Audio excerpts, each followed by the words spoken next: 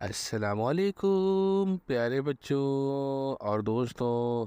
अनोखी स्टोरी 786 में मैं आप सब दोस्तों को खुश आमदीद कहता हूँ। आज मैं एक बहुत ही प्यारी सी खूबसूरत सी अच्छी सी एक नज़म पेश करने जा रहा हूँ, जो नज़म तमाम बेटियों के लिए है। नज़म का नाम भी बेटी है। प्यारी बेटी अच्छी बेटी तू है दिल की रानी, घर की रानी प्यारी बेटी तू है मेरी बेटी।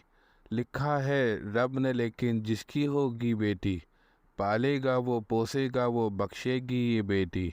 दिल भी हो तुम जान भी हो तुम, नूर है मेरी आँखों का, जैसी भी हो तैसी भी हो तुम हो प्यारी बेटी। रहमत हो तुम इज़्ज़त हो तुम हो अच्छी बेटी, प्यारी बेटी अच्छी बेटी तू है मेरी बेटी।